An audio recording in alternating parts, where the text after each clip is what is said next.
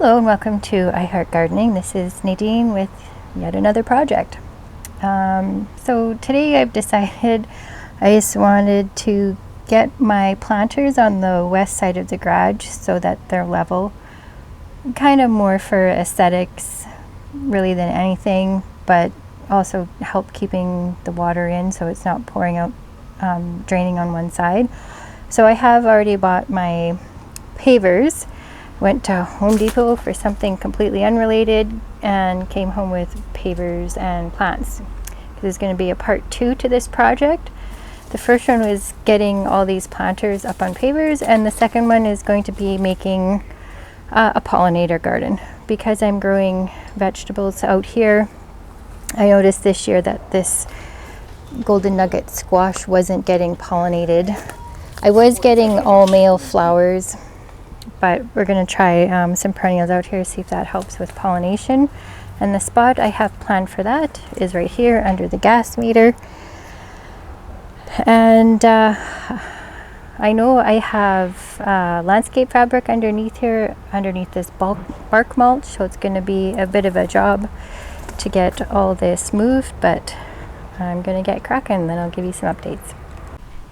So only 5 minutes in and already an interesting development.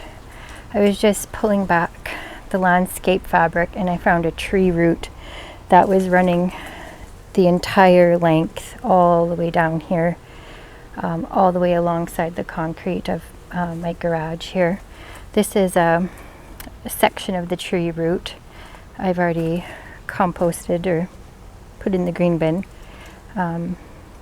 The other part of root, but it's coming from my cedar trees over here, which is making me think about why that tree root is searching for something more than 30 feet away. And I think it's this landscape fabric that these roots aren't getting what they need, and they're going long distances to search for something. So I think this project morphed. Now I got to take out all this remaining landscape fabric throughout this whole bed here.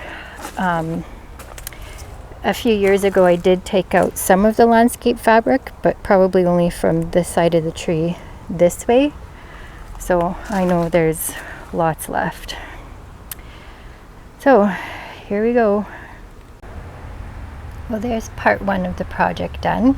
I got those blocks in. I had to level the very hard dirt underneath, and I was lucky enough my neighbor came by with a couple of bags of sand. Maybe he did that because I had given him a zucchini earlier. Maybe that was the trade, a zucchini for bags of sand. So I've got 8 16 by 16 inch blocks down here, and that was enough for my west side garden. And I did this out in the hot late afternoon sun. So that was a hot sweaty mess.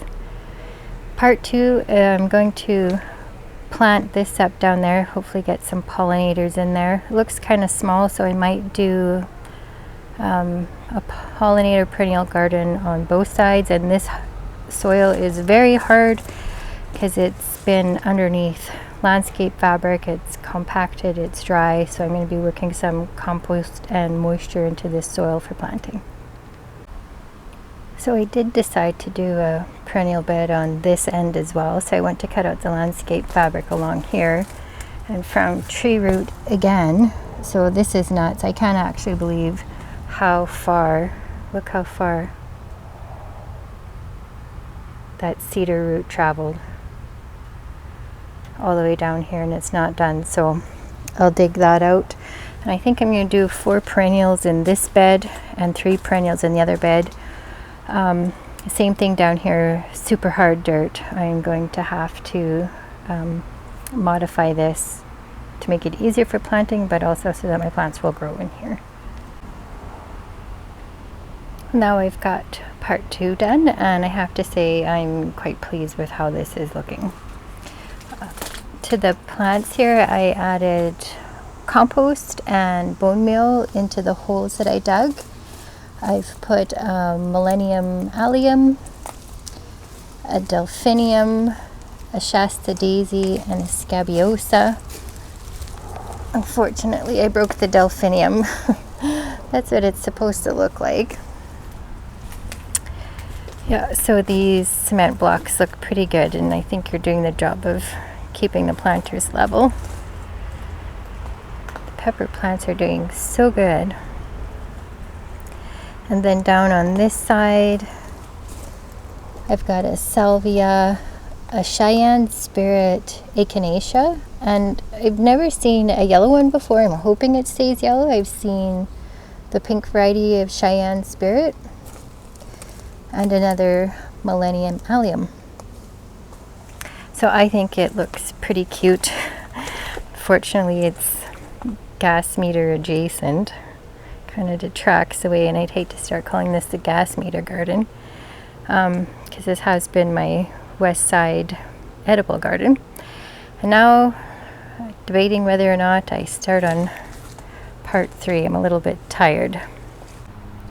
Well, hello again. I ended up finishing part 3 of this project last night, and it got pretty late. So what I ended up doing is removing all the landscape fabric from this section here between mine and my neighbor's driveway, because I was noticing the cedar roots were growing underneath the fabric, getting tangled up in it, not really getting nutrition from the soil because they were just sitting on top. So that was well, that was hard. Pulling that landscape fabric up was pretty tough. It was heavy because it was stuck in the roots and because the bark mulch was on top. But I got it out, and then I ended up using the last bits of my chip drop, and I got all this mulched up last night, and I got all of this mulched up last night as well. I'd ordered a chip drop a couple weeks ago and I had lots left over. So I had a guy come last night with a trailer, and he loaded it up and ended up taking the rest of it. So it was 2 big jobs that got done last night. Anyways, hope you enjoyed this. Thanks for watching. Bye bye.